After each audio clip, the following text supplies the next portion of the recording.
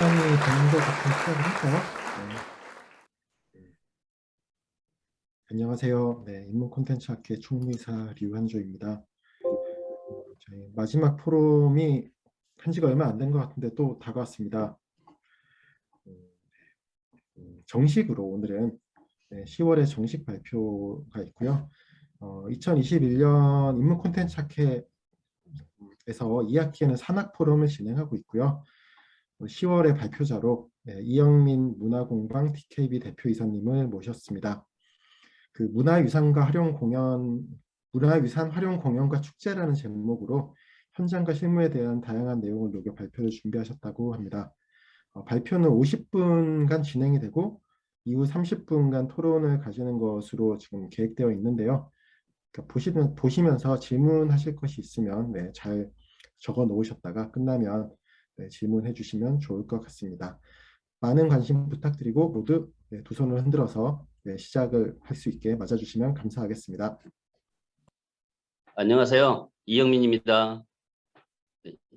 지금 이제 10월 달인데요. 이제 10월이 문화의 달이라는 사실을 저도 최근에 알았어요. 그래서 이게 지금 우리 그 이제 중앙정부에서 1972년에 매년 10월을 문화의 달로 지정을 하고 그 문화의 달 행사를 진행해 온 게 벌써 50주년이었는데 제가 이제 올해 이 충남에서 이 문화의 달을 진행하는데 이제 총괄 감독이 돼서 한 4개월 정도 지금 이게 충남 도청과 문화재단이 있는 홍성에서 지금 그 준비를 하고 있고요. 내일 모레 시작합니다. 그래서 현장에서 이제 무대 그 세팅하고 반쯤 올라갔는데 멈추고 이제 들어왔습니다. 그래서 어, 이렇게 불러주셔서 너무 영광스럽기도 하고 또 이번 기회에 제가 이 문화의 달 주제 공연을 비롯해서 물론 전체를 총괄하고 있습니다만은 이 주제 공연에 이 충남의 그 무형문화유산 그것과 그다음에 우리 국보 이걸 가지고 주제 공연을 준비하고 있어서 좀 자연스럽게 그 과정들 또 설명도 하고 또 이번 기회에 또 홍보도 할 수 있는 기회가 될 수 있을 것 같습니다.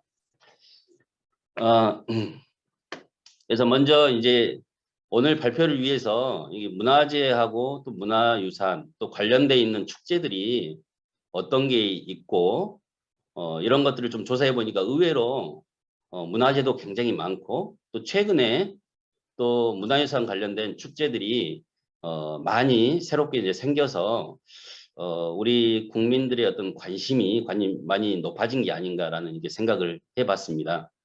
그래서 먼저 이 문화유산 관련된 문화유산을 활용한 축제들을 쭉 한번 서치를 해봤는데요. 먼저 이 문화유산이라고 하면은 그 장래 이제 미래에 그 나의 아들 딸들에게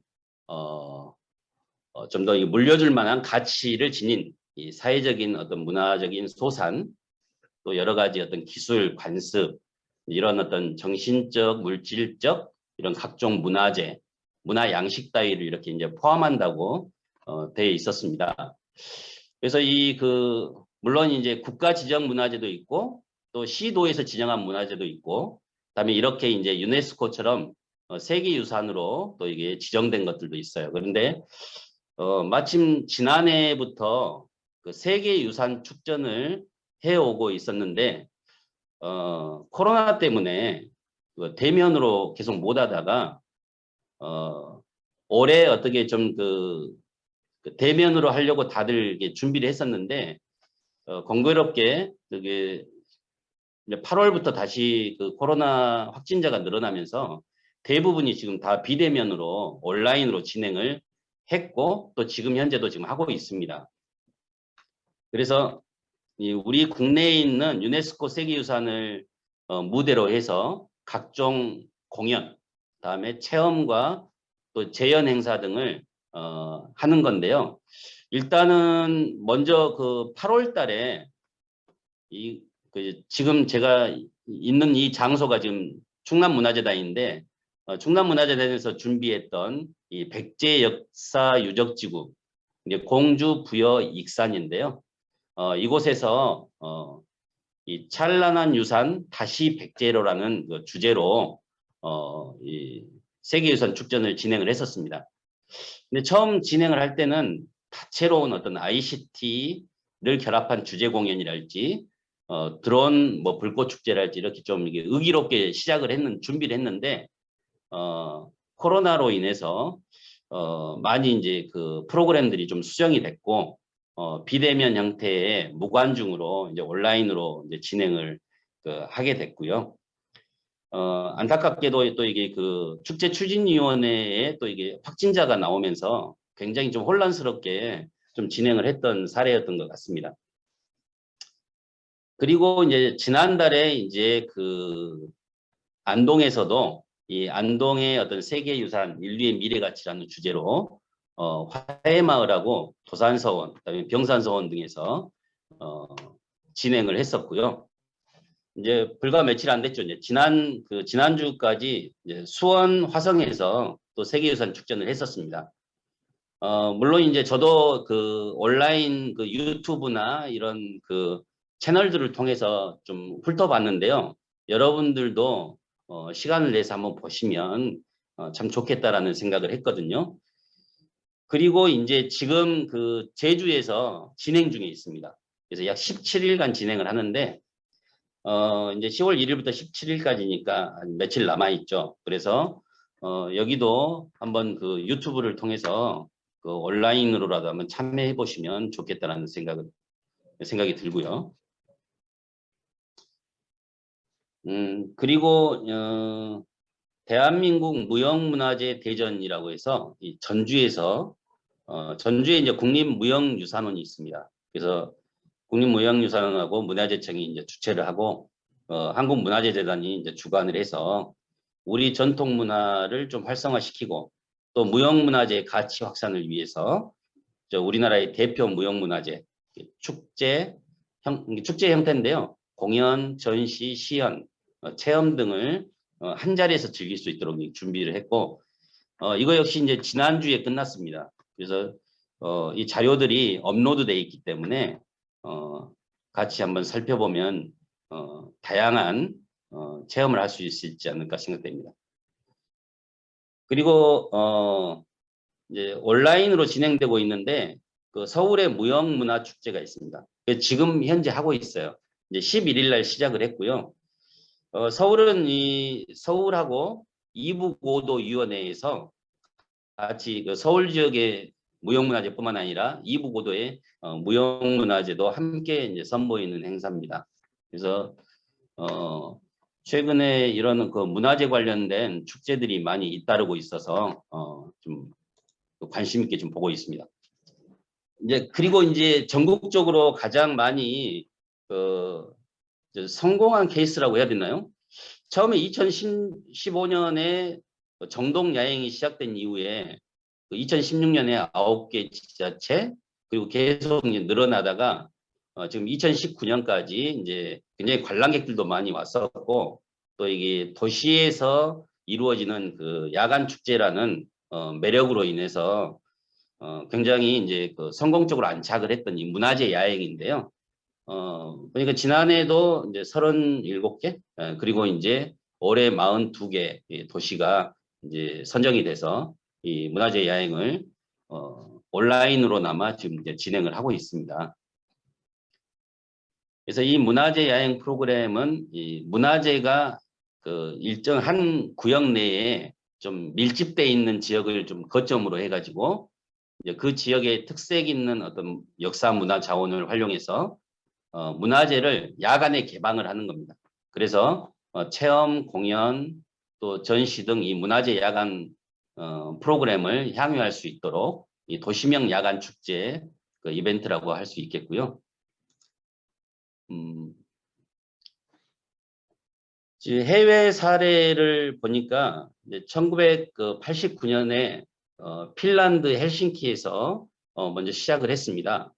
그리고 이제 2001년부터 영국 같은 경우도 이제 저도 이제 해외 토픽에서 본 이제 기억이 있는데 박물관이나 미술관 또 도서관 그다음에 역사적 건물 등을 이제 야간에 개방을 해서 문화유산도 알리고 또 지역 경제도 활성화시키면서 또 상가의 어떤 매출액을 이제 일으키는 이런 형태로 이제 시작을 했었는데 국내에서도 이제 이걸 이제 도입을 해서 문화재 정책이 과거에 어떤 그 보존 형태였다면 이제는 좀 활용하자, 이게 활용 정책으로 많이 바뀐 그 상황에서 좀 인기를 누렸던 것 같습니다.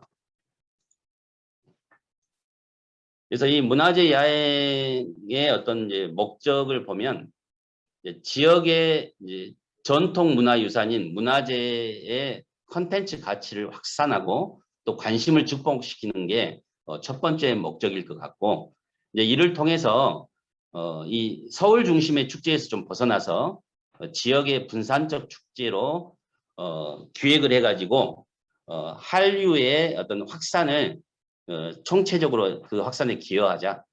그러면서 지역의 경제도 활성화시킨다, 이런 어떤 목적이 있었던 것 같고, 또 이제 우리나라를 찾는 외국인들이 그 관광 형태가 대부분 이제 의료 관광이랄지 또는 야간 쇼핑 중심인데 이러한 어떤 야간 쇼핑 중심의 형태에서 좀 역사 문화 관광으로 좀 전환하자라는 시도도 이렇게 있었고요.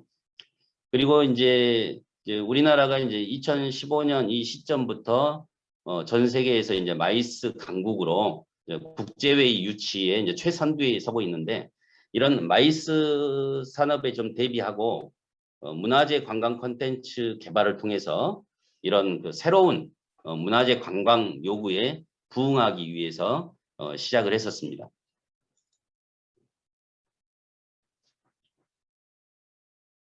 그래서 주로 이제 이제 야간에 하기 때문에 빛과 이제 등을 활용한다는 점에서 이제 주간 축제하고는 좀 차별화가 되고요.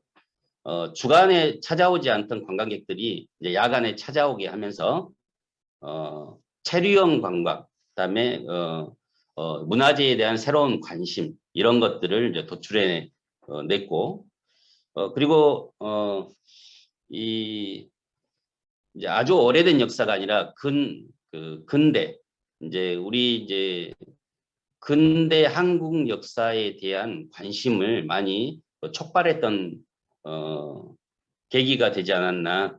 이게 여러 가지 어떤 정치, 종교, 뭐 사회적으로 또 이게 그 갈등과 대립이 또 심화됐던 시기가 또 근대 사회였고, 또 이게 진실과 기만의 사건들이 많았던 이런 한국 근대사의 스토리텔링의 접점으로서 관심이 촉발됐던 것 같습니다.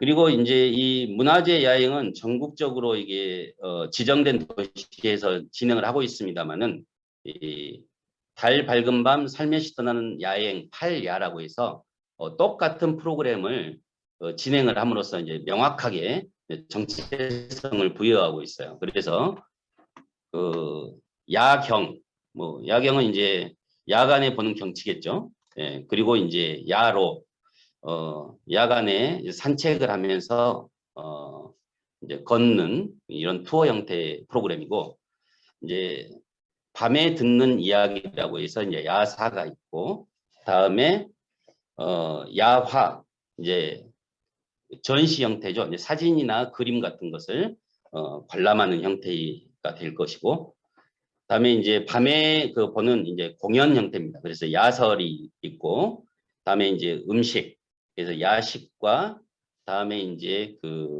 체류형 관광이 될 수 있도록 이제 숙박형 야숙, 그다음에 이제 야간에 어떤 시장을 이제 개설하는 야시, 이렇게 해서 8가지 프로그램을 똑같이 이렇게 진행을 하고 있습니다. 그래서 이 문화재 야행의 특징을 본다면 문화재와 문화재 간의 어떤 결합, 그리고 문화재와 사람의 결합, 그다음에 문화재와 장르의 결합, 이게 재혼합의 형태라고 볼 수 있을 것 같아요.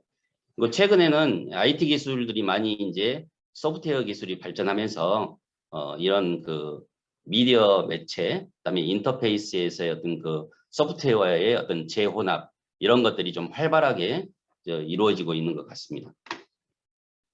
그리고 이제 문화재 야행에서 이 빅데이터 분석을 통해서 이제 연관어를 이렇게 추출해 봤는데, 그 역사 문화 자원이랄지 또는 원도심, 또 문화 콘텐츠, 이제 관광객 등 이제 이런 어떤 그 연관어들이 이제 분석이 됐습니다. 그래서 한번 좀 침체가 됐던 원도심을 이런 어떤 그 죽은 상권을 좀 회복시키고 또 과거에 있었던 건물들과 시설들을 좀 그대로 활용하고 또 개촉을 해서 행사가 끝난 뒤에 그곳이 이제 핫플레이스로 또 그 지역의 어떤 대표적인 랜드마크로 이게 촉진되는 그런 사례들도 많이 있는 것 같고요. 특히 이제 광주의 어떤 그 양림동의 펭귄 마을이랄지 대구의 김광석 거리 이런 데들도 이제 이런 과정을 통해서 굉장히 좀 성공한 케이스라고 생각이 됩니다. 그리고 이 문화재 야행 사업의 이제 연도별 그 예산하고 관람 계획을 이렇게 조사를 해봤더니 2016년에 10개 지자체 그래서 30억 원의 이제 예산이 투입이 됐고 105만 명이 이제 방문한 결과가 도출이 됐고요. 이게 지속적으로 이렇게 성장을 하다가 2019년에는 27개 도시가 50억 투자해서 이제 약 300만 명 이상 방문하는 이런 결과를 자아냈습니다. 근데 이제 불행하게도 이제 2020년부터는 이제 코로나로 인해서 지금 제대로 그 기능이 지금 발휘되고 못하고 있는 상황인 것 같고요. 자, 그러면 우리나라의 이제 문화재 수를 한번 살펴봤는데요. 이제 국보부터 해서 뭐 무형문화재, 민속문화재 포함해서 약 한 13,000여 개가 전국적으로 산재해 있습니다. 그래서 2018년 문화재청 자료고요.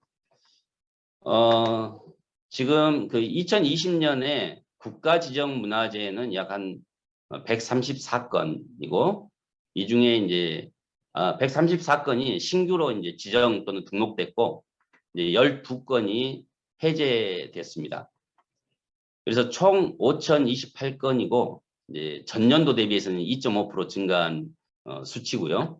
이게 지속적으로 이 증가 추세가 이어지고 있는 걸 확인할 수 있었고요. 다음에 이제 그 2020년에 시도 지정 등록 문화재는 총 6,617건입니다. 이 중에 그 유형 문화재 비율이 40.8%로 가장 많은 비중을 차지하고 있는데 이 시도 등록 문화재 제도는 2019년에 도입이 됐더라고요. 그래서 얼마 되지 않았습니다. 그래서 서울시가 2020년에 최초로 7건을 등록한 이후에 지금 아래 그래프처럼 시도 무형문화재가 약 3,800여 건으로 가장 많고요. 그다음에 문화재 자료 그리고 이제 시도 기념물 이런 순서로 이제 분포하고 있습니다. 그다음에 지역 문화재 활용 사업의 현황은 문화재 야행, 다음에 전통 산사 문화재, 그다음에 향교 서원하고 생생문화재, 그다음에 고택하고 종갓집 이렇게 이제 지원 현황을 살펴볼 수 있고 그 옆에는 이제 예산 지원 그 형태입니다. 2018년에 이제 전국의 문화재 야행 중에 최우수 문화재 야행은 전주 그 문화재 술사 8야심작이 이제 선정이 됐는데요. 그 술사는 제주 술의 스승사 이렇게 해서 선조들의 문화예술에 대한 경지가 꼭 보수를 부린 것 같다. 이런 형태로 진행을 했고요. 그리고 2017년에 이어서 2019년은 최우수 문화재 이제 강릉이 선정이 됐습니다. 그래서 강릉 대도부 그래서 이제 지역에 그 뿌리를 내리고 있는 문화예술인들과 또 강릉 시민들이 이 문화재 야행의 주체로 적극적으로 활동을 했고 또 향토문화 진흥하고 또 현대적 기능이 포함된 새로운 문화재 가치를 발굴하는 계기를 마련했다는 평가를 받았습니다. 자, 이렇게 이제 전국적으로 이제 그 수가 늘어나고 있는 문화재 야행. 그런데 이제 좀 개선해야 될 점들에 대해서도 의견들이 있습니다. 그래서 첫 번째는 이 문화재 야행 사업이 공급자 중심에서 탈피해서 앞으로는 좀 향유자 중심으로 운영돼야 된다는 지적들이 나왔고요. 그리고 이제 문화재 자체의 그 의미와 가치 측면보다는 좀 관광에 초점을 두다 보니까 질적으로 하락을 초래했다. 이런 부분도 좀 겸허하게 받아들여야 될 부분인 것 같고, 또 이제 문화재의 본질적 의미에 집중하는 가치 중심의 활용 전략이 필요하다. 이런 개선 방향을 확인할 수 있었습니다. 자, 그리고 이제 제가 주로 이제 활동하고 있는 지역이 이제 광주 전남이다 보니까 이 전남의 무형문화유산 현황하고 실태를 확인하려고 자료를 찾아보니까 그렇게 자료가 많지를 않았어요. 근데 그 2019년에 김희태 선생님이 이제 그 발제를 위해서 준비했던 자료가 있어서 그걸 좀 참고를 했습니다. 그래서 전라남도 같은 경우는 그 국가무형문화재가 17건, 그다음에 전라남도 지정 무형문화재가 51건이 이렇게 분포하고 있었고요. 그 형태를 보면 국가무형문화재는 예능이 7종목입니다. 그래서 강강, 술래 이런 놀이 형태도 있고요. 또 법선포 단오제, 이제 축제, 그리고 음악하고 연희, 그다음에 민간 신앙 의례 이렇게 종목이 분포를 했고, 기능도 10종목이 있었는데 주로 이제 공예가 8종목이고 건축과 미술이 한 종목씩 이렇게 분포를 했습니다. 그리고 이제 전라남도가 지정한 무형문화재는 예능이 35종목이었고 또 기능이 16종목인데, 이 중에 이제 좀 특이한 것은 그 음악 종목이 굉장히 많잖아요. 음악이 27종목인데 이것은 이제 1966년부터 매년 시행해 오고 있는 이 남도문화재, 이제 이게 그 종목이 많은 근원이 됐다라고 이게 판단을 하셨습니다. 자, 그리고 이제 전승 활동에 대한 문제점들을 많이 발표 자료에 이제 보이고 있는데요. 일단 그 종목이 지정되고 이제 보유자가 인정되는 그런 과정들이 이제 전수 장학생, 또 이수자, 전수 교육 조교 이런 이제 과정들이 단계를 거쳐서 올라가야 되는데 일정 기간이 정해져 있습니다. 그리고 또 이 그 농어촌의 이런 노령화로 인해서 이제 전수 장학생을 이제 찾기가 굉장히 어렵다는 이런 문제점들이 있고, 다음에 이제 전승 보조금이 너무 좀 이게 작아요. 그래서 뭐 수도권 같은 경우는 한 달에 약 한 135만 원, 또 이게 전라남도는 한 90여만 원 정도 이게 보조가 되고 있는데, 이게 좀 전업으로 하기에는 너무 어렵다.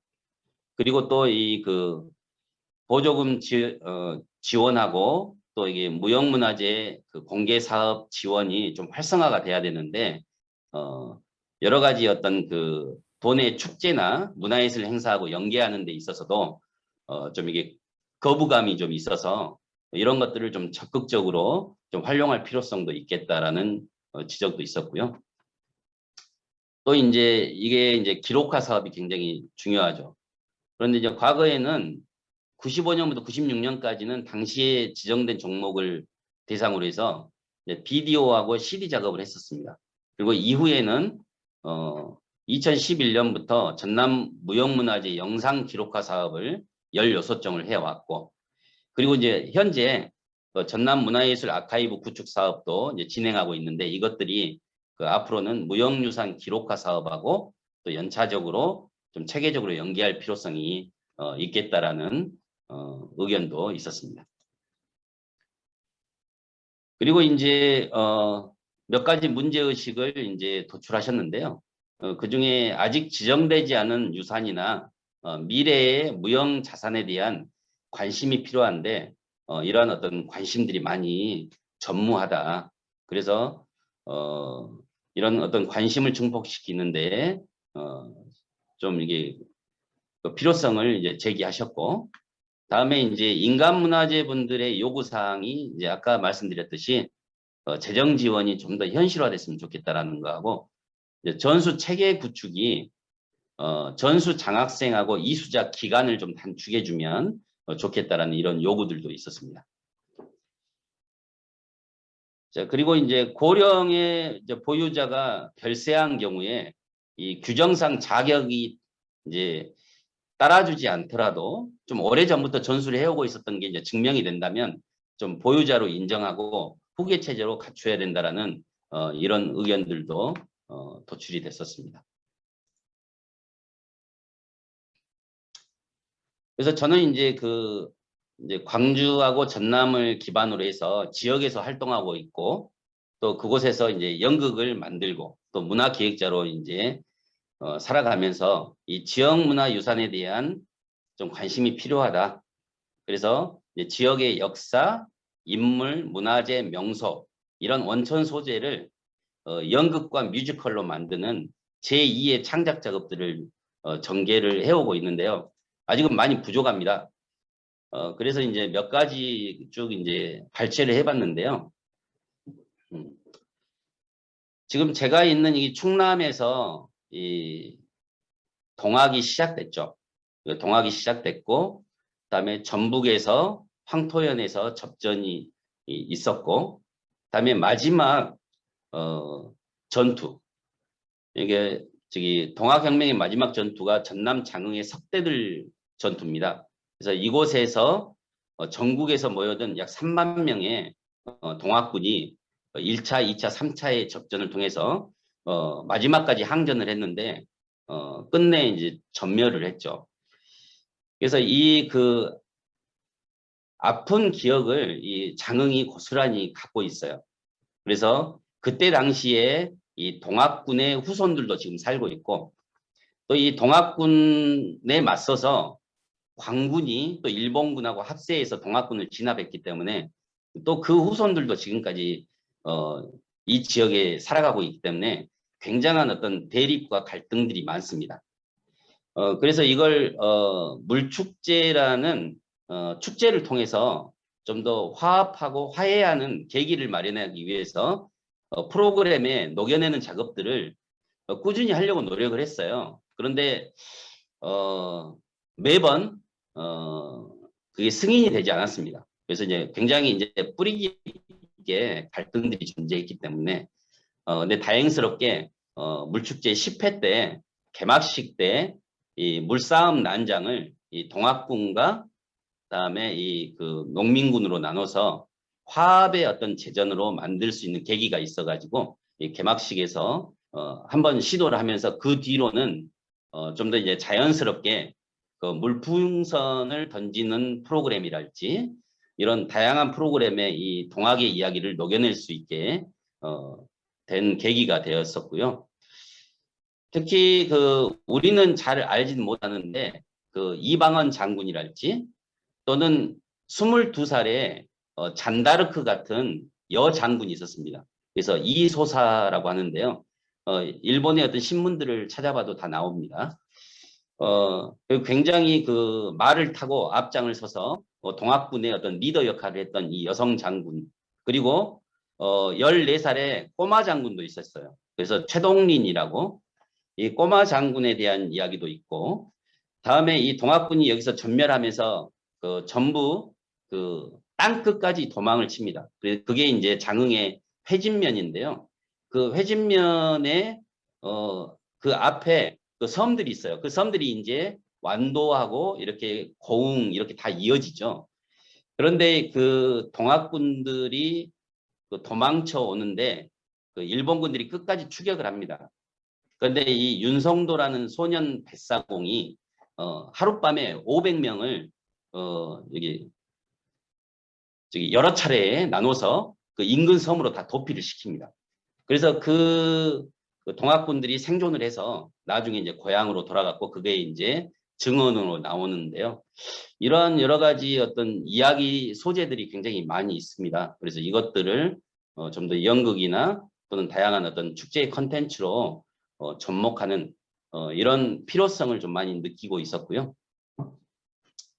그리고 이런 장흥이 가지고 있는 동학의 아픔 이후에 또 6.25라는 동족 상잔의 비극이 있었죠. 여기도 이제 그 유치면에 빨치산들이 많이 주둔을 했었는데 이 빨치산과 또 국군의 어떤 대립들이 있어서 여전히 그런 어떤 그 갈등, 그 지역의 한 지역에 살고 있지만 이런 갈등들이 이제 존재하고 있고 이런 것들이 이제 그 아제아제 바라제를 쓰신 이 지역 출신의 작가입니다. 한승원 선생님 소설가인데요. 지금 이제 그 한승원 선생님이 그 해산토굴이라는 작업실에서 계속 집필 작업을 하고 있고 또 그분의 딸이 이제 한강 작가죠. 그래서 채식주의자.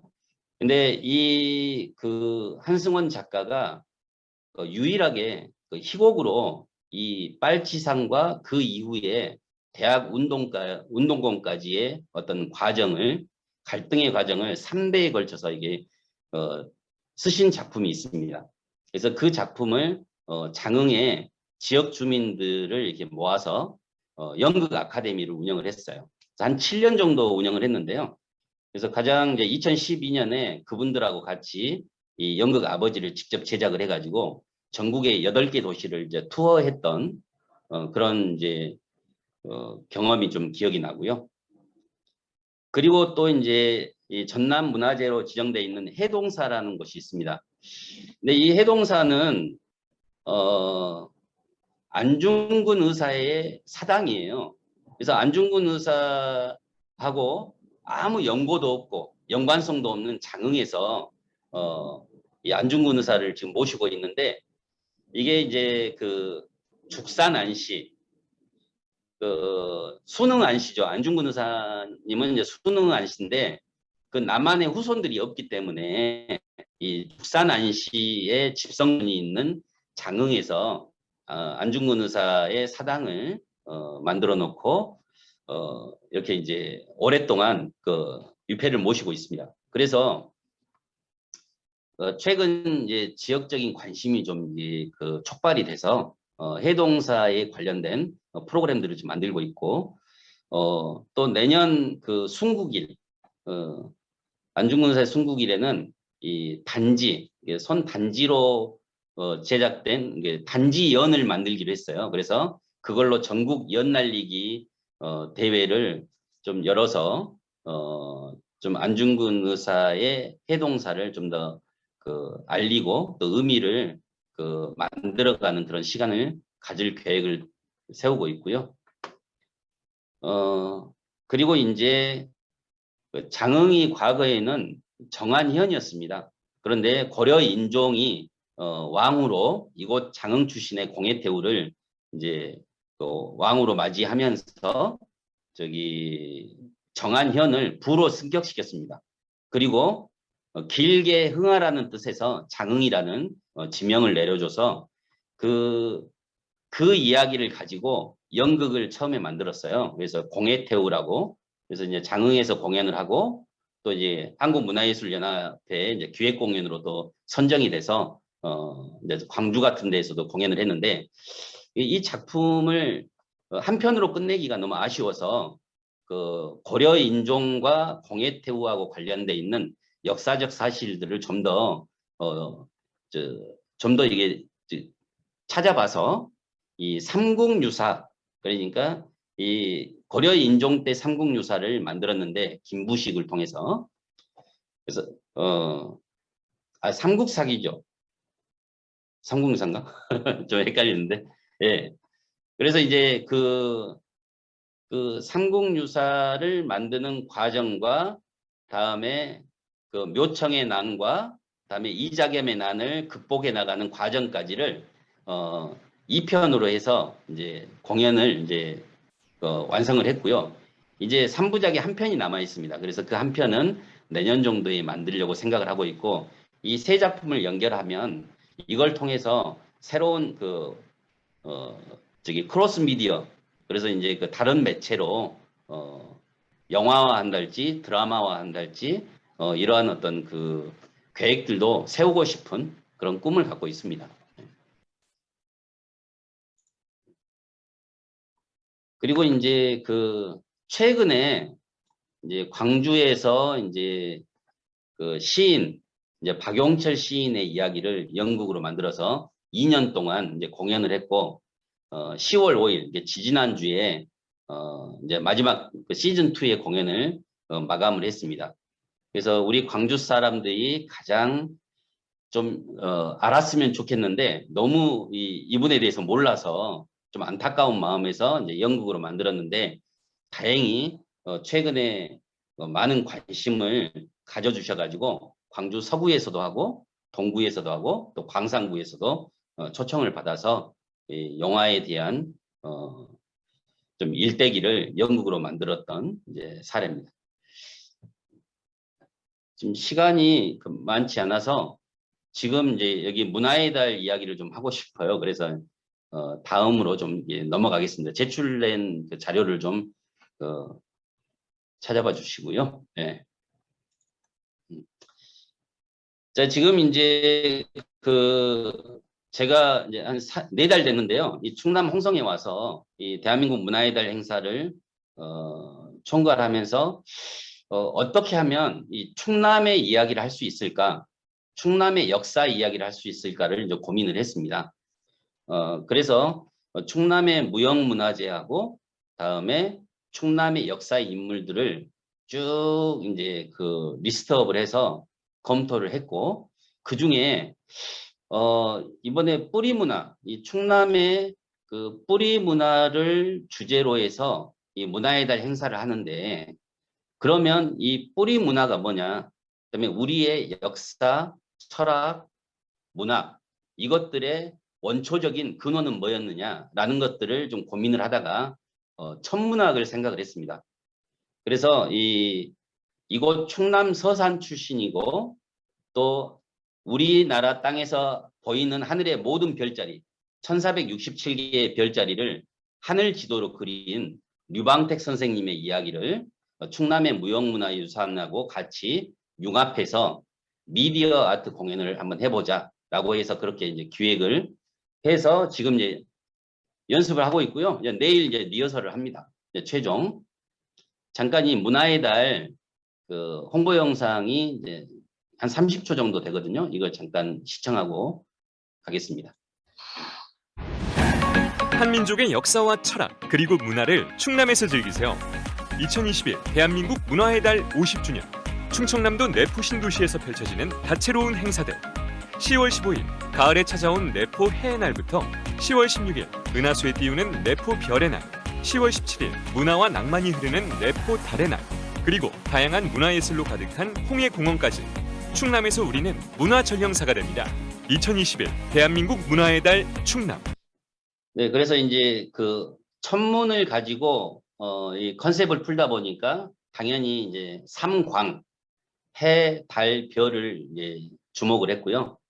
그래서 3일간 행사를 해의 날, 별의 날, 달의 날로 이렇게 정하고 지금 프로그램들을 이제 배치를 했습니다. 그래서 충남의 역사 인물들이 굉장히 많은데요. 최영 장군부터 해서 뭐 특히나 독립투사들이 굉장히 많죠. 환용운, 김자진, 또 유관순, 윤봉길 전부 다 충남 분들이더라고요. 그다음에 이 그 토정비결의 이지암부터 해서 추사 김정희, 그다음에 화백 안견 이렇게 다양한 분들이 있는데 이분들 중에서도 류방택 선생님을 좀 주인공으로 컨택을 했고요. 그다음에 이 충남의 무형문화재 중에 그 서천의 부채장의 이제 공작 부채, 그다음에 한산 세모시, 그다음에 서리설경이라고 이 태안 지역의 안중굿입니다. 그래서 이걸 가지고 융합 공연을 이게 준비를 해봤습니다. 특히 이제 문화의 달이 있는 10월 달은 이 개천절도 있고 한글날도 있고 그래서 우리의 어떤 뿌리 문화를 생각할 수 있는 그런 달이라고 생각을 했고요. 이 그 천상열차 분야지도는 지금 국립고궁박물관에 있습니다. 국보 228호고 이제 석각본이 있는데요. 고구려 시대에 이미 이 비석을 만들었어요. 이 천문 지도를 만들었죠. 그런데 아마 전쟁통에 대동강에 이 비석이 빠져서 분실을 했다고 합니다. 그런데 다행히 그 탁본이 남아 있어서 이 탁본이 그 이성계의 손에 들어갔고 또 위화도 해군으로 뭔가 이게 조선의 건국에 당위성을 찾아야 되는 그 이성계 입장에서는 이 천문 지도가 굉장히 필요했어요. 그래서 하늘이 점지해 준 왕이다. 이런 어떤 그 명분이 필요했겠죠. 그래서 이제 고려의 신하였던 유방택에게 이 이제 하늘 지도를 그리게 명합니다. 그런데 유방택이 여러 번 거절을 하죠. 본인은 고려의 신하지 조선의 신하가 아니다. 근데 결국 이제 어떤 여러 가지 이제 협박이라고 해야 되나? 예. 삼족을 멸하겠다 이렇게 해서 유방택이 결국은 하늘 지도를 그립니다. 그게 이제 하늘에 있는 옥황상제가 살고 있다는 잠이원, 또 신하들과 백성들이 사는 태미원, 천시원 이렇게 해서 3원, 28수 그리고 이제 별자리 1467개의 별을 그렸는데 이것을 가지고 미디어 아트로 이번에 그 구현을 할 거고요. 그 삼광인 해, 별, 달을 컨셉으로 해서 우리의 천문, 역사, 문학, 철학 이런 것들이 이제 세계를 감동시키는 한국 문화의 르네상스를 꿈꾼다. 이제 그것을 이제 문화의 달 50주년을 맞아서 충남에서 우리는 은하수로 가는 문화전령사라는 슬로건으로 지금 준비를 하고 있습니다. 그리고 여러분들 이게 10,000원짜리 지폐 뒷면을 보시면 이 천상열차 분야지도가 있어요. 그래서 이것도 한번 관심 있게 봐주시면 좋겠습니다.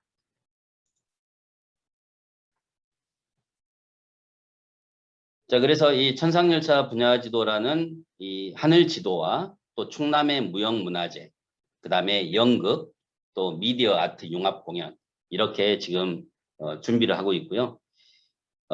이 류방택은 이 천문 지도를 완성한 이후에 이제 궁에 남지 않고 낙향을 합니다. 낙향을 해서 공주의 계룡산에 가면 삼흥각이 지금도 있거든요.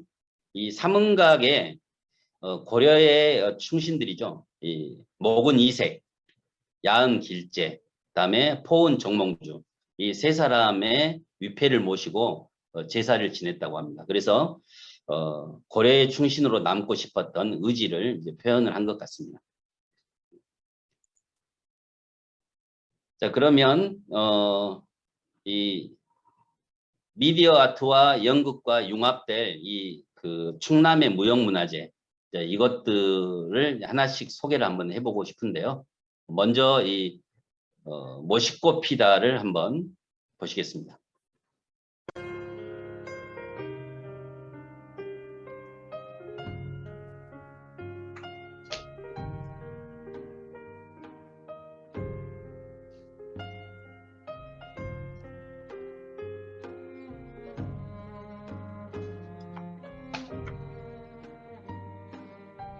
여기 그 지역 정서에 담긴 그 여인들의 삶과 애환을 예술로 승화시켰습니다. 그래서 소녀에서 여인으로 또 여인의 삶을 조명하고 또 고단하지만 그 삶을 통해서 완성되는 모식꽃이 꽃으로 피우기까지 이런 과정을 춤으로 그렸고 이러한 어떤 그 인간의 몸짓 하나하나 그다음에 이 지상에 살고 있는 인간들이 하나하나가 별이다. 이런 컨셉으로 공연이 시작됩니다.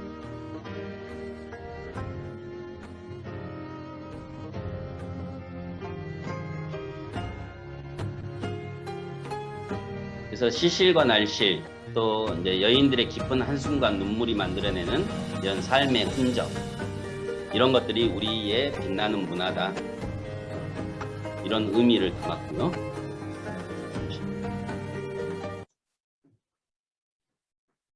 이제 다음은 이제 그 바람판하고 자루로만 이루어진 이제 공작 부채 이걸로 이제 격조 높은 풍류 그다음에 화려한 군무를 감상할 수 있게 또 접목을 했습니다. 잠시 공작 부채 춤을 한번 보겠습니다.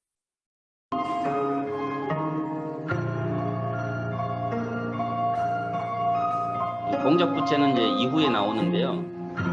저거는 공작 부채는 아니고 이걸 미디어 아트로 구현을 하려다 보니까 면이 좀 필요해서 좀 그런 날개를 좀 이용을 해가지고 저 면을 미디어 아트로 좀 표현하는 데 활용을 했고요. 지금 등장하는 게 이제 공작부채입니다.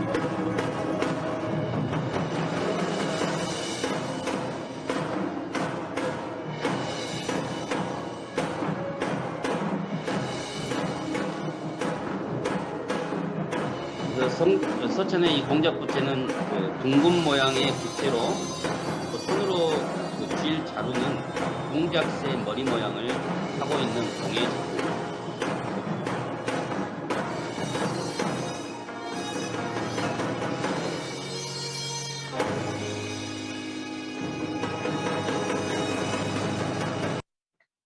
그리고 이제 이 충남 태안 지역에서 이제 전승해 오고 있는 이제 구청 장식하고 또 경문 구송의 방식인데요. 이 태안 서리설경 이것도 이제 충남 무형문화재 24호로 지정이 됐는데 저보다 좀 연배가 있으신 분들은 전라도 지역에서도 이 안중굿을 동네에 동네 법사들이 하는 것들을 기억하고 계시는 분들이 많이 계시더라고요. 그래서 한번 보시겠습니다.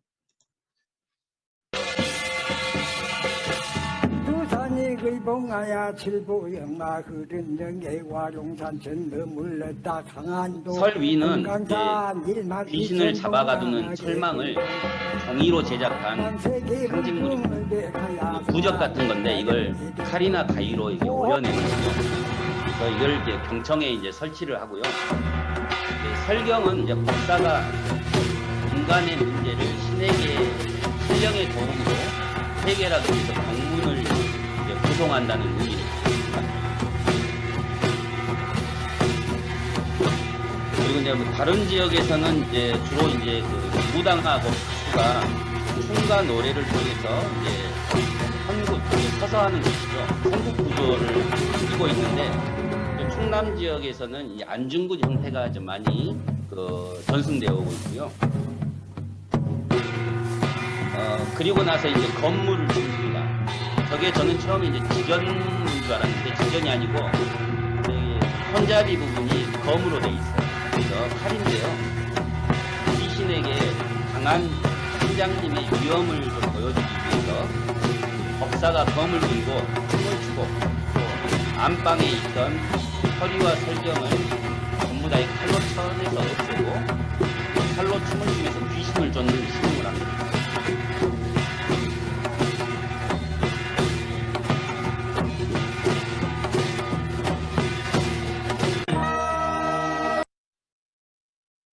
네.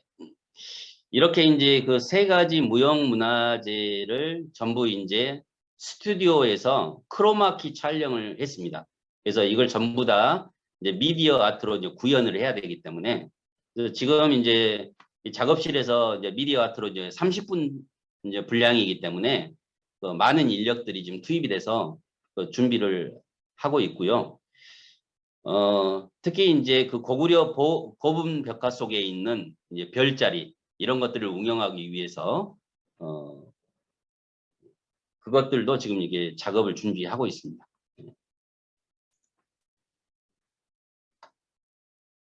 근데 저도 이제 이걸 준비하면서 이제 알게 된 내용인데 이런 어떤 동양의 천문관이 집약돼 있는 이 천상열차 분야지도는 전 세계 석학들이 정말 이게 인류 최고다라고 이게 인정하는 겁니다. 그런데 이 석각이 어디에서 발견이 됐냐면 1960년대에 경복궁의 관상감, 그러니까 왕림 천문대인데 이 관상감이 아니라 창경궁의 명정전 추녀 밑에서 이게 발견이 됐다고 합니다. 그래서 일반 국민들이 이 돌덩어리가 이제 풀밭에서 내팽개져 있으니까 소풍 온 시민들이 그 위에서 돗자리를 깔고 도시락도 먹고 아이들이 또 모래장난하고 이렇게 했었는데 이게 이제 어쨌든 지금이라도 이제 그게 그 가치를 인정받게 됐기 때문에 이런 어떤 류방택이 기록한 1467개의 별 또 그리고 또 그가 또 사랑했던 별을 또 우리도 바라보고 있고 또 과거와 현재에 눈을 맞추고 또 미래를 꿈꾸자 하는 그런 의미의 이제 공연을 이제 준비를 했고요. 이제 마지막 메시지는 이제 그 유방택의 이제 대사에다 이제 가미를 했습니다. 그래서 하늘에 수많은 별이 반짝이듯 이 땅에도 별들이 반짝인다. 또 사람이 별이고 곧 별이 곧 사람이다. 그래서 밤하늘에 아름다운 거는 BTS나 봉준호처럼 크고 화려한 별도 있지만 이름 없이 반짝이는 수많은 이런 보통 사람들의 이런 별들이 모여 있기 때문이다. 이제 이런 의미를 메시지를 전달하게 되고요.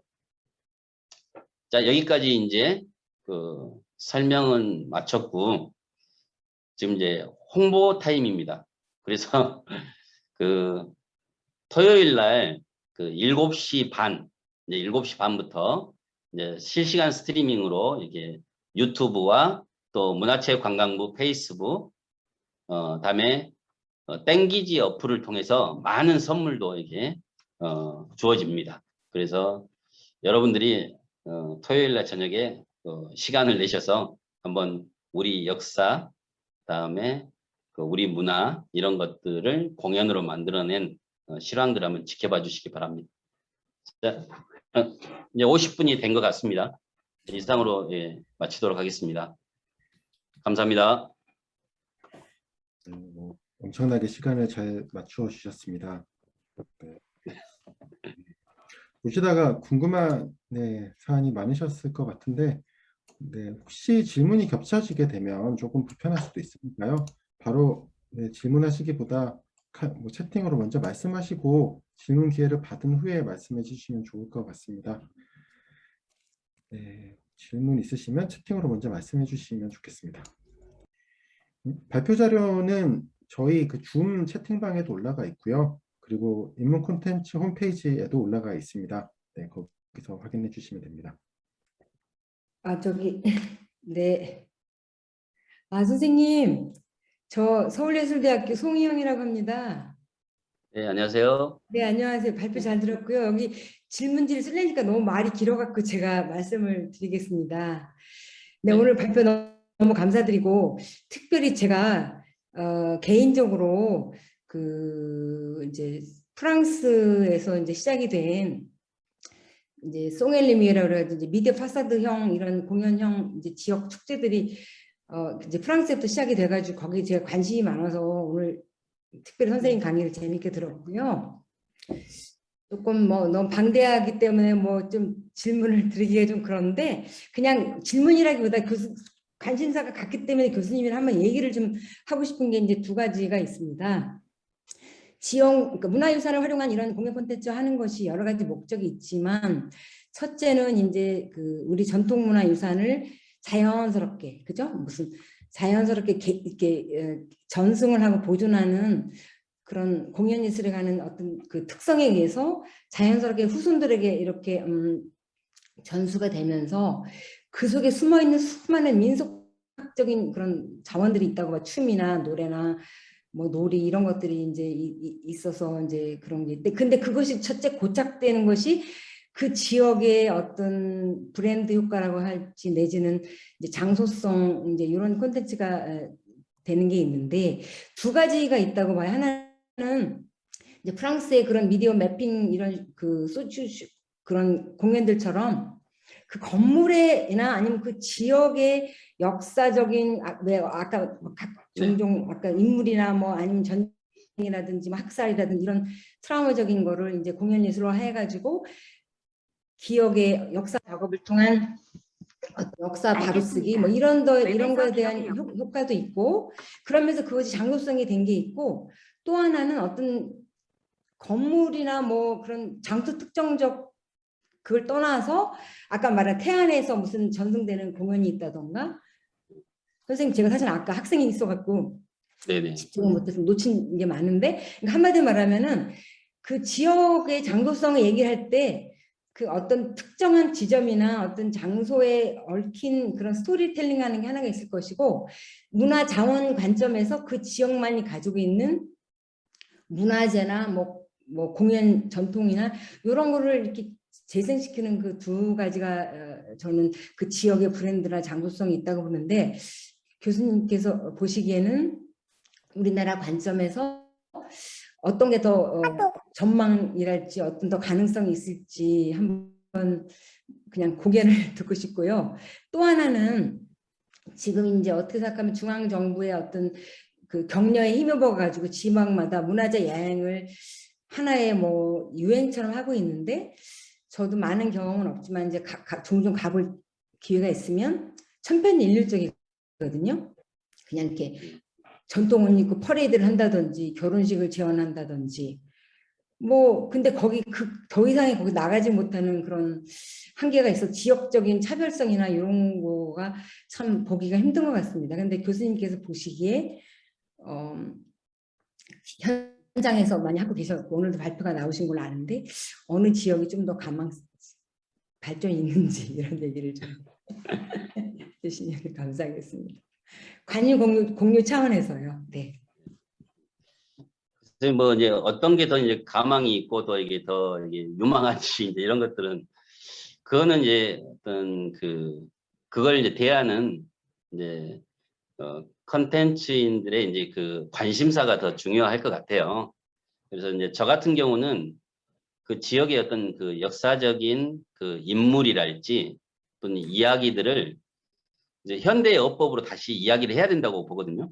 이제 그대로 이제 기록으로 남아 있거나 문화재로 이렇게 박제되어 있는 것들은 그 자체로도 이제 가치가 있지만 지금 이 시대를 살아가는 사람들이 자꾸 그걸 이야기하고 새로운 스토리를 만들어내고 이렇게 발전시켜야 되는데 이제 그러기 위해서는 그 여러 가지 장르들이 있잖아요. 무용도 방금 보셨던 무용도 있지만 제가 하는 이제 연극이라는 장르를 통해서 새롭게 제2의 창작을 하면서 이게 이야기가 되고 또 저의 공연을 보고 누군가가 또 제3의 창작을 하고 이렇게 해나가면서 오래된 이야기가 지금 이 시대를 살아가는 사람들의 이야기로 이렇게 이제 바뀌어가는 것. 근데 저는 이제 어쨌든 그런 데 관심이 있기 때문에 좀 역사적인 인물이랄지 이런 쪽이 좀 더 유망하다고 보고 또 그쪽에 네. 이제 항상 집중을 해서 이제 작업을 하는 그 형태고요. 그다음에 이제 이제 문화재 야행 같은 경우는 그래서 이제 아까 이제 이제 방향 설정을 좀 다시 해야 된다라는 이야기도 했었는데 문화재 야행의 어떤 그 시작점이 이제 2016년이기 때문에 처음 시작할 때는 어떤 정체성을 확립하기 위해서 8가지 프로그램들을 이렇게 지정을 해준 것 같아요. 근데 이제 그건 이제 뭐 저도 이제 그걸 정책을 한 사람이 아니니까 잘 모르겠습니다만은 그래서 앞으로는 좀 더 다양성을 가지고 좀 그 지역에 있는 분들이 좀 소화해낼 수 있는 그런 형태로 가야 되지 않겠느냐. 근데 그런 측면에서 보면 이제 2019년에 이제 강릉이 최우수상을 받은 것도 그 지역에 있는 문화예술인들과 또 청년들이 적극적으로 참여할 수 있는 이런 좀 이게 오픈되어 있는 그런 그 스타일이었다라고 이게 생각이 돼요. 그래서 근데 일부 지자체는 여전히 사실 저도 이제 관심이 있어서 기획을 해보고 싶어도 문화재 관련돼 있는 기획을 했거나 경험이 있는 단체나 업체만이 들어올 수 있게 해놔서 장벽이 있어서 저도 이게 기획을 해볼 기회들은 없었어요. 아직까지는. 네. 예. 네. 네.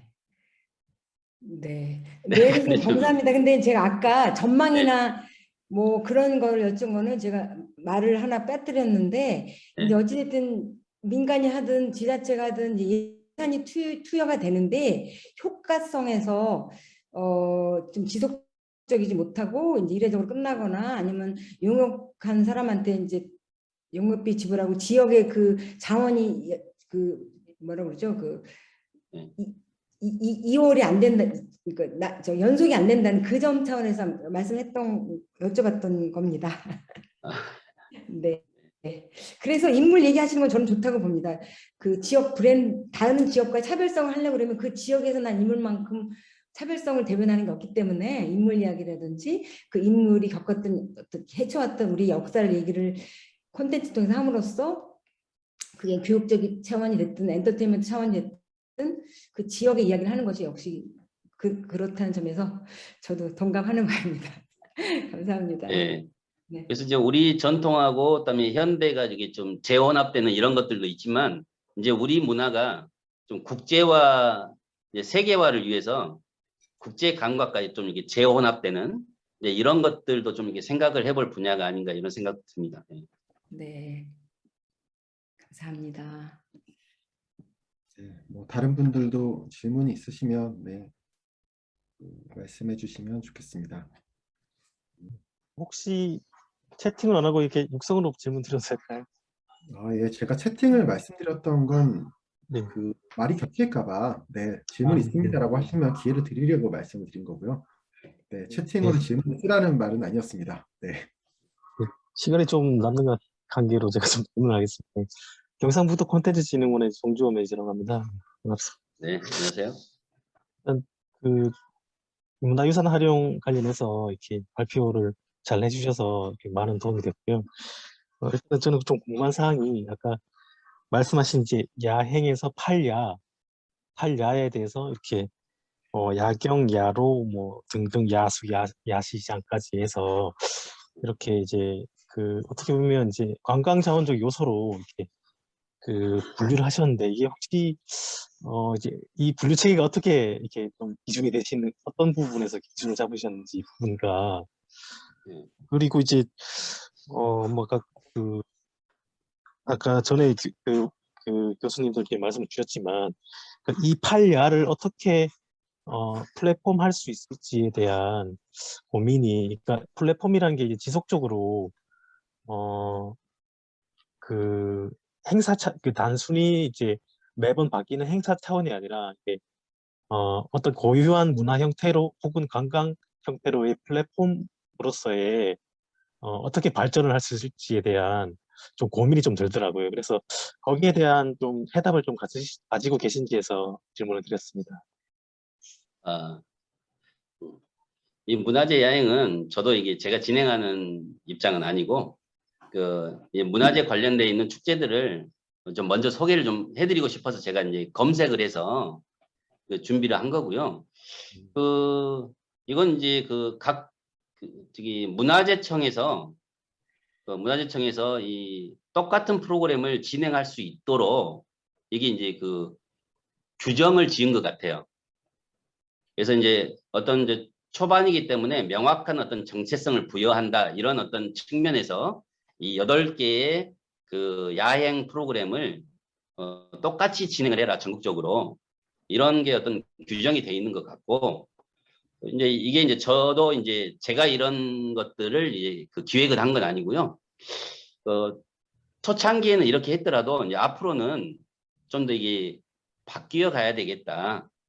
좀 더 이게 그 지역의 특성에 맞게끔 어떤 이게 관광적인 차원보다 좀 더 이게 그 문화재라는 것들의 가치를 좀 더 이게 그 가치에 의미를 두는 그런 프로그램으로 좀 발전을 시켜야 되겠다라는 그런 문제 의식이 저도 있습니다. 근데 제가 이게 그 정책을 짠 건 아니고요. 네. 네, 알겠습니다. 잘 들었습니다. 네. 교수님 저 같이 이야기해도 될까요? 네, 말씀하세요. 이영미 교수님하고 작업을 워낙 저도 이쪽 분야로 논문을 준비하고 있어서 교수님 고생 너무 많이 하셨고 많은 일을 하셔서 너무 많은 공부가 됐는데 저도 야행에 대해서 궁금한 것도 있고 제 나름대로 생각하는 것도 있는 게 지금 이 8가지 이야기를 처음 시작할 땐 너무 신선하고 좋았는데 제가 지금 야행을 몇 군데를 계속 돌아다녀 보고 온라인 콘텐츠를 보고 있는데 이 8가지 때문에 발목이 잡힌 경우가 되게 많아요. 그래서 특히 그 김해 같은 경우 첫 번째, 두 번째 프로그램 할 땐 너무 좋았는데 세 번째는 이게 떨어지는 상황이 돼버렸어요. 그래서 문화재청 관계자분이 혹시나 있다 그러면 이 정체는 이 8가지 야행에 가서 이 8일이라는 게 그 문헌에 나와 있는 거라서 막 이렇게 하신 것 같은데 8가지에서 조금 더 확장되어야 되지 않을까. 지금 시점에서는 16년부터 시작을 했기 때문에 확장되어야 되지 않을까라는 생각을 저도 동감을 하거든요. 교수님이 그리고 혹시 가업지서상에 그렇게 되어 있다는 말씀인 건가요? 이 문화재 사업에 들어갈 때 기획하지 않은 사람은 기획할 수 없는 걸로 가업자가 들어가 있었나요? 그래서 한번 여쭤보고 싶습니다. 아니, 지역에 따라서 그렇게 돼 있는 곳들이 있습니다. 예. 지역에 따라 약간 이제 편차가 좀 다르긴 한데, 예. 이게 문화재에서 딱 재정이 아니라 지역에 따라서 기획을 하는 팀을 받는 경우가 있고 전체를 풀로 받는 경우가 있고 그렇다는 말씀이신 거죠? 이게 이제 문화재청하고 지자체가 매칭 펀드로 하는 거기 때문에 이제 이걸 이제 그 발주 기관은 이제 각 지자체죠. 근데 각 지자체인데 이제 지자체에서 공모를 할 때 그런 어떤 허들을 주는 데가 있고 이제 허들을 없애는 데도 있는데 좀 아마 이게 전라남북도 쪽은 좀 허들이 있어서 감사합니다. 네. 혹시 교수님 하나만 더 여쭐게요. 저도 지금 논문을 준비하고 있어서 논문 거의 다 통과하셨으니까 팁 하나만 알려주십시오. 참고문헌 많이 찾으셨습니까? 아, 저기 주제 공연 관련해서요? 네. 네. 좀 국내에는 없는 것 같아요. 그래서 이게 해외 사례를 좀 찾아봐야 될 것 같고 그 네. 같이 힘을 좀 보태주십시오. 교수님 많이 찾아보신 거 저도 보태주십시오. 저도 보태드리겠습니다. 네. 근데 진짜로 해외 사례는 좀 있는 것 같고 저도 찾아보니까 국내 사례에서 있기는 하는데 그 박사 논문까지는 없고요. 석사까지는 있는 것 같습니다. 제가 찾는 거 같이 공유하겠습니다. 네. 지금 회장님께서 네, 다른 정보를 또 주셔서 채팅방을 확인해 주시면 될 것 같습니다. 혹시 네, 한 분 정도만 더 받아보고 예, 끝내도록 하겠습니다.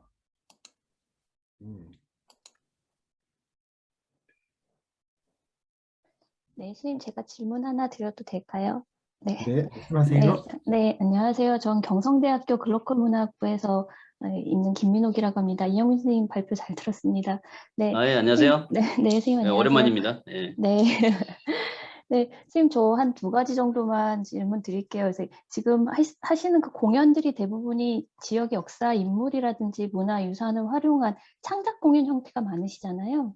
예. 네네. 그런 창작 공연이 이제 일회적이거나 이루어지지 않고 상설 공연으로 연장이 되거나 그걸 통해서 어떤 새로운 수익 창출 모델을 갖고 있는 사례가 있으면 좀 하나 말씀해 주실 수 있는 게 있는지 궁금하고요. 네. 또 하나는 지금 굉장히 그 권역별로 문화재가 굉장히 문화재 축제라든지 이런 데 지역 축제를 넘어서서 그러니까 기존에 아주 오랫동안 지역에서 있었던 축제가 아니라 무형이든 유형이든 새로 이렇게 그 권역 단위별로 굉장히 큰 축전으로 이어지는데요. 이게 기존에 있어 왔던 지역 축제하고의 어떤 관계성이 어떤 식으로 이루어지고 있는지 좀 궁금해서 그 2가지 좀 여쭤보겠습니다. 예. 일단은 지역의 어떤 그 역사 인물이나 문화 자산을 가지고 공연화해서 성공했던 사례, 너무 이게 실패 사례가 너무 많아가지고 네. 좀 이게 성공 사례는 찾기 너무 어려울 것 같아요. 근데 모르겠어요. 이제 그 한때 계셨던 안동의 부용지회 같은 경우도 굉장히 경북이나 안동에서 많은 관심을 갖고 지속하려고 노력을 했었잖아요. 근데 그런 어떤 그 투자들이 있는데도 불구하고 연속성을 가져가기가 너무 어렵습니다. 특히 그 공연이라는 게 이제 그 대면, 그다음에 또 오프라인 이런 게 특성들이 있기 때문에 매번 반복되는 이런 그 위기 상황들이 있잖아요. 지금도 코로나를 겪고 있고 그래서 안 그래도 그 관객이 없는데 더 힘든 그런 상황인 것 같고 글쎄요 이제 좀 더 많은 물량을 투입을 해서 지속성을 가져가는 곳은 있죠. 예를 들면 이제 그 새만금 같은 경우 새만금에 이제 아리올 공연장이 있는데 거기에서는 이제 계속 그 상설 공연을 수년째 해오고 있습니다. 근데 어쨌든 거기는 이제 새만금 개발청이라는 국가기관하고 또 이게 전라북도 또 이렇게 이제 매년 약간 18억에서 23억 정도를 투입을 해서 그 브랜딩 해 나가는 과정인데 그 수익성은 없다고 봐야 되겠죠. 예. 그래서 지금 많은 지자체들이 그 물량 공세로 그런 것들을 준비를 했고 또 시도는 했습니다만은 대부분이 다 이제 실패를 했던 것 같습니다. 지금 말씀하시는 것은 프랑스의 퓨디프 같은 그런 성공 사례가 있느냐, 예, 이런 꼭 거예요. 그 정도까지는 아니어도, 네, 예. 이제 어떤 지속적이거나 장기적으로 이렇게 반복적인 상용이 이루어지는 경우가 있는지 되게 좀 궁금했고요. 네. 그래서 예, 그런 거는 이제 이 정부 보조가 없이는 좀 어려운 상황인 것 같아요. 예. 그리고 또 하나가 네, 그 지역에 오랫동안 이루어왔던 지역의 어떤 역사 축제라든지 전통 축제들하고의 지금 이제 이런 문화재 재전 형태로 이렇게 가는 거에 대한 어떤 관계성이 있는지 좀 궁금해서요. 그래서 지금 이제 그런 관계성은 없는 것 같고요. 지금 이제 세계유산 축전이 작년에 시작해서 올해 2회째를 하고 있고, 이거는 이제 우리나라 이제 문화유산이 세계유산에 그 이제 지정이 되면서 이제 지금 이제 4개 권역으로 이렇게 나눠져 있잖아요. 그래서 이제 작년에 시도를 했던 것 같고요. 원체 이 권역으로 이루어지다 보니까 여기 이제 백제 유적 같은 경우는 이제 공주, 부여, 익산까지 이렇게 이제 포괄하고 있고, 또 안동도 이게 여러 가지 안동 도산서원부터 병산서원, 화훼마을 이게 좀 이게 그 어떤 그 지역에서 쭉 전통적으로 해왔던 축제가 한 특정 장소에서 쭉 오랫동안 해왔다면 지금 이거는 좀 이게 그 공간의 범위가 좀 넓어요. 그래서 어떤 딱히 연관성은 지금은 없는 것 같아요. 이제 별개로 이제 진행이 되는. 그 주체 자체가 다르기 때문에 지역 축제는 이제 지역의 지자체가 주체가 되지만 이거는 이제 문화재청하고 또 문화재 재단에서 이제 주체 주관을 그 세계유산 축전 같은 건 하고 있어서 좀 별개로 이루어지는 것 같습니다. 감사합니다. 네. 네, 그 질문을 어느 정도 받은 것 같으니 네, 조금은 빨리 오늘은 네, 마무리하는 것도 괜찮을 것 같습니다. 네, 이영민 선생님 오늘 고생하셨습니다. 네, 네, 감사합니다. 네, 감사합니다. 수고하셨습니다. 수고하셨습니다. 네, 마치면서 네, 다음번 네, 홍보도 좀 하겠습니다. 네, 마지막 산악 포럼은 저 11월 12일에 있습니다. 네, 그 국학진흥원 이상호 실장님께서 기록유산 활용 문화 콘텐츠라는 제목으로 네, 그 똑같은 시간 8시, 오후 8시에 진행될 예정입니다. 네, 그때도 많은 참석 부탁드리고요. 네, 오늘 참석해 주셔서 감사합니다. 네, 고생하셨습니다. 이상 마치겠습니다. 감사합니다. 수고하셨습니다. 감사합니다.